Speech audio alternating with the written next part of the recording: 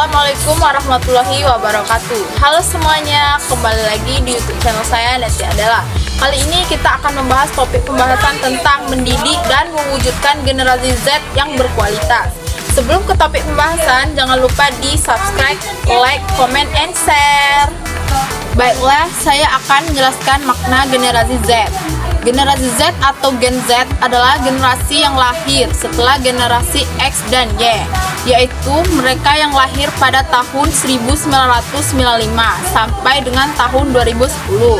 Generasi Z disebut juga sebagai generation atau generasi internet karena mereka selalu terhubung dengan dunia maya dan dapat melakukan segala sesuatunya dengan menggunakan kecanggihan teknologi. Di sini saya juga akan menyebutkan jumlah generasi Z berdasarkan hasil sensus penduduk. Berdasarkan hasil sensus penduduk tahun 2020, jumlah generasi Z di Indonesia mencapai 75,49 juta jiwa atau setara dengan 27,94% dari total seluruh populasi penduduk di Indonesia. Adapun keunggulan generasi Z, yang pertama, teknologi dan media sosial. Mereka sangat fasih dengan teknologi dan media sosial, memungkinkan mereka untuk beradaptasi dengan cepat ke perubahan teknologi. Yang kedua, nilai keanekaragaman. Mereka merangkul keberagaman dan inklusi, membuat mereka lebih terbuka dan menerima perbedaan. Yang ketiga, peka terhadap isu global. Mereka sangat peduli terhadap isu-isu seperti perubahan iklim, kesetaraan gender, dan isu-isu sosial lainnya. Yang keempat, adaptif dan resilient. Menghadapi perubahan cepat dalam teknologi dan tantangan global, Gen Z telah menunjukkan kemampuan untuk beradaptasi dan bertahan. Dan ada juga kekurangan generasi Z. Yang pertama, FOMO. Generasi Z dikenal sebagai generasi yang bergantung kepada teknologi, khususnya internet dan media sosial. Yang kedua, kecemasan dan tingkat stres yang tinggi.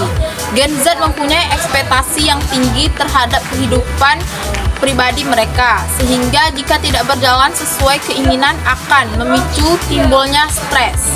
Yang ketiga, mudah mengeluh dan self-proclaimed. Meskipun punya kemampuan untuk mencari informasi dari berbagai sumber, kenyataannya Gen Z terlalu cepat menyerap dan mencocokkan informasi dengan yang mereka rasakan, seperti melabeli diri sebagai pengidap bipolar, membatasi pergaulan karena introvert. Adapun upaya menjadi generasi Z yang berkualitas, yang pertama, kurangi ekspektasi, entah itu perkuliahan, pasangan, atau masa depan. Di dalam hidup ada beberapa hal yang nggak bisa dikontrol, tetapi tetap berusaha berbuat baik pada sesama dan berdoa kepada Tuhan. Yang kedua, hargai setiap prosesnya.